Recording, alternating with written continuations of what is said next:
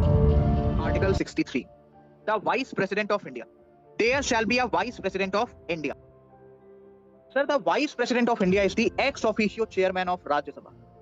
इसका क्या मतलब है सुनना ध्यान से, इसमें एक वर्ड यूज किया गया है ex officio and chairman of Rajya Sabha.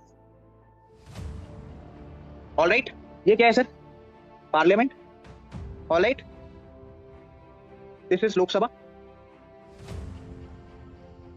This is Rajya Sabha. Lok Sabha को कंट्रोल करने के लिए होते हैं स्पीकर. क्या होते हैं? लोकसभा को कंट्रोल करने के लिए होते हैं सर स्पीकर. और राज्यसभा को कंट्रोल करने के लिए कौन होते हैं? चेयरमैन. ये जो स्पीकर होते हैं ना, ये इन्हीं लोकसभा मेंबर्स में से इलेक्ट होकर आते हैं. For example, there are 545 members in Lok Sabha. तो जो स्पीकर है, ही और she is the one of the member of Lok Sabha. ही 545 में से एक. But in the case of chairman, point to be noted, in the case of chairman Rajya Sabha में आपके होते हैं 245 मेंबर्स. कितने होते हैं? 245 मेंबर्स.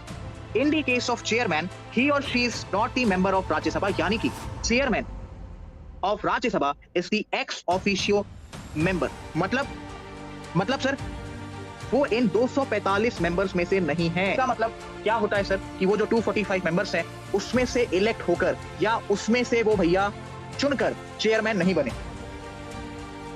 क्या मैं ये कह सकता हूं कि in the case of Lok Sabha the controlling authority is elected, but in the case of Rajya Sabha the controlling authority is appointed. क्या कमाल का स्टेटमेंट है ये सर. लोकसभा में जो कंट्रोलिंग अथॉरिटी है, दैट इज द स्पीकर, भैया वो इलेक्ट होते हैं, उन्हीं के मेंबर्स में से चुनकर भेजे जाते हैं, उन्हीं 545 में से. But in the case of Rajya Sabha जो चेयरमैन होते हैं सर, उन्हें अपॉइंट किया जाता है, ना कि वो उसी 245 मेंबर्स में से इलेक्ट होकर भेजे जाते हैं. आई समझ?